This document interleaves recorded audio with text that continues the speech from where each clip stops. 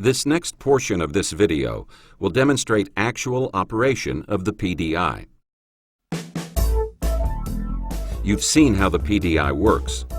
Like all detectors, it sounds off whenever a prohibited metallic object passes through it. It is these pinpoint lights that alert you to the exact location of the metal on the individual passing through the detector. You can see how this will make any necessary hand scanning far simpler. Pay close attention to these simple, basic instructions on how to use this detector to help ensure the security of the facility you're employed to protect.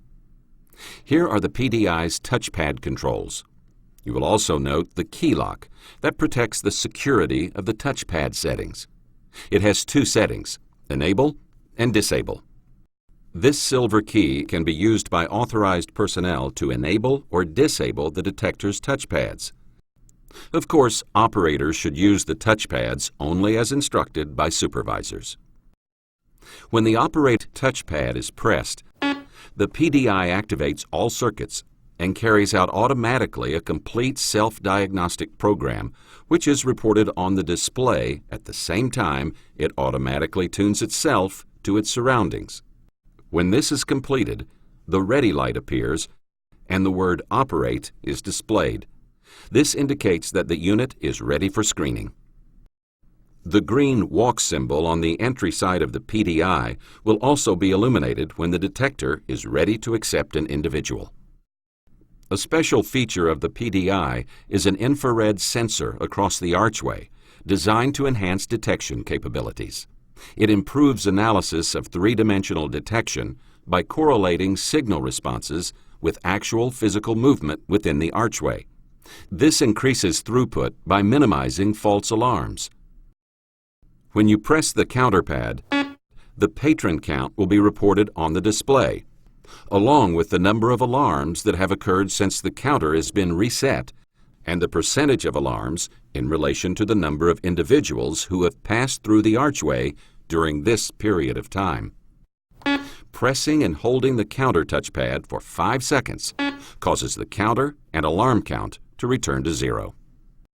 Whenever anything other than the current traffic count is being displayed, pressing this touchpad causes the count to appear. You might be instructed to use this volume pad. Whenever it is pressed, the volume level of the unit's audible alarm is displayed on the panel, and that volume level can be heard. Then, by using these plus and minus touchpads, the volume can be raised or lowered. When the program touchpad is pressed, the settings that control the program and base sensitivity levels of the detector will appear. And finally, this touchpad, access, will be used by authorized personnel to make additional adjustments. The ready light indicates that the PDI is operating. This light and the green walk symbol must always be illuminated before anyone is permitted to enter the archway for inspection. The red wait symbol will appear and the ready light will blink whenever a person breaks the infrared beam across the archway. This blinking light and the wait symbol tell you that the detector is not ready to accept any traffic. Now, let's discuss what happens when a person passing through the PDI triggers an alarm. Please come through. When an alarm sounds and the pinpoint lights illuminate, the person passing through the detector must either be asked to walk through the unit again after removing metal objects, or be inspected with a hand scanning unit to discover the offending metallic objects. Come on through.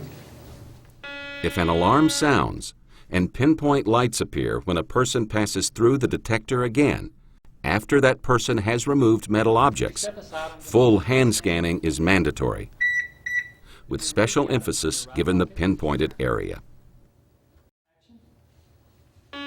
These pinpoint lights will alert you to the area of the individual that requires searching and make it easier to find the metal that caused the alarm. Come on through. Remember, when lights on one side of the PDI illuminate, the metal is on that side of the person in the horizontal area where the lights are located. Lights on both sides indicate target balance. This means that the metallic object may be located in the center of the person, once again in the exact horizontal area of the lights, or that there may also be targets on both sides of the individual. This is another reason that the source of metal that sounded the alarm must always be found before a person can be allowed to proceed. Take nothing for granted, and be sure to locate the metallic source that caused any alarm. If it's in the zone where pinpoint lights illuminated, don't let a person merely point to a belt buckle or a piece of jewelry and try to walk on without being scanned. They must permit you to discover the source of the alarm. If a concealed weapon is ever discovered, the operator should follow instructions given by authorized personnel.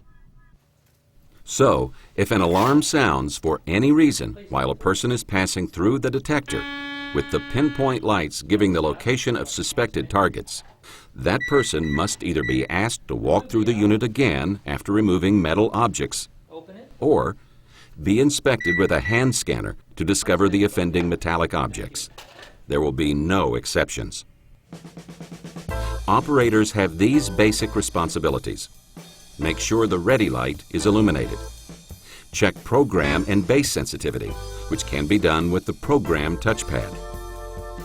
Pass through the PDI with a detectable metal object to make certain it is operating properly. And, most importantly, respond to all alarms and always make certain you know just exactly what caused the alarm to sound and the pinpoint lights to appear. Remember, every alarm must be investigated, and the reason for each alarm be determined. It is also important that you test the unit at the beginning of each day or whenever anything has been changed in its setup. There is no finer walk-through metal detector anywhere in the world than the PDI. But, in the end, the level of security it can provide depends on the diligence of the men and women who operate it. This concludes the portion of this video presentation designed to help train operators to use the unit.